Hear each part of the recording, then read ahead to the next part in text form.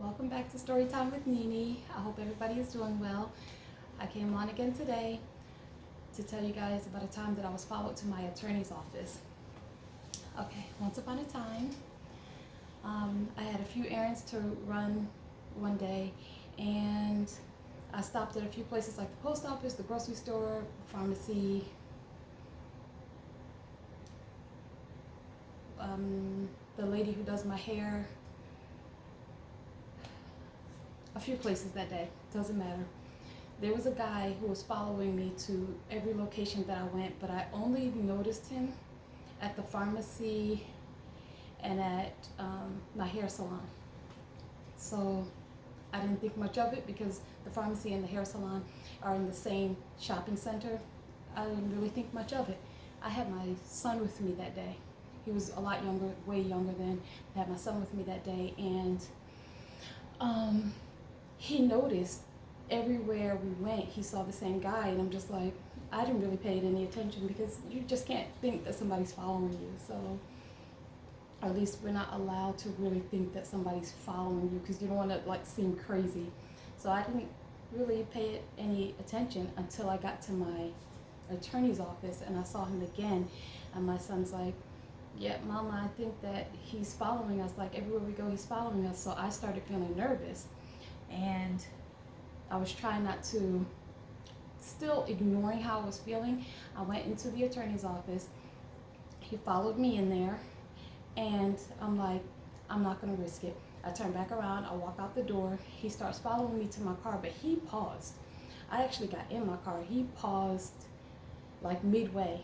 And then when I got in the car, as I started to back out, he briskly walked to my car. So I stopped and I rolled the window down just a little bit because I could tell that he wanted to talk to me. So I just looked at him, and he's like, are you Julie? And so I'm like, no. He was like, do you know Julie? Or so I'm letting him guess because I'm like, what do you want with me? So he's like, is your name Nini? So in this moment, while he's trying to guess, I said no to all the names. No. Well, do you know her? No. So I'm like, sorry, I can't help you. So he gets even closer to my window, and he reaches behind his back. He reaches for his weapon, which I didn't know he had on him, and he starts to pull it out, and he's sweating profusely. He was sweating profusely, like he was, oh my gosh, he was so nervous. So he starts to pull the weapon out, and then he put it back slowly, and he looks at me, and in that moment it felt like we were staring at each other for like 5 minutes. I'm sure it wasn't 5 minutes, but he was staring at me and I'm staring at him, and I'm like, I don't know what he wants from me. I don't know who sent him. He puts his weapon back to the back of his pants, and he said, I can't do it. I can't do it. He walks away from my car, and he hurried up and he walked back to his car. And I remember he was driving a silver Honda SUV. It was like an older one. And in that moment, I kind of froze, like, what? Like, with all the craziness that's going on in my life, all the madness, like, who sent him? And I'm like, whoever sent him, he didn't have the courage to do what he came to do, and I'm really grateful for that. And just to show you God's protection on our lives, where we're doing the right thing, no matter how hard it is.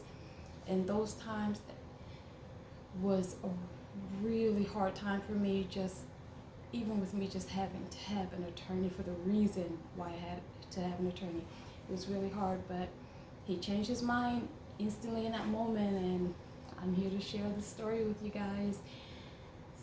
I hope nobody can relate to this, but if you can, if you can't, give me a thumbs up, comment down below. I have amazing stories to tell you guys and crazy stories to tell you guys. So I don't want this video to be too long because I don't want the upload time to take so long. The sun is already setting. If I have more time, I might record another video with another story time later on tonight. But thank you guys so much for watching, and I'll be back with another story time. Thank you.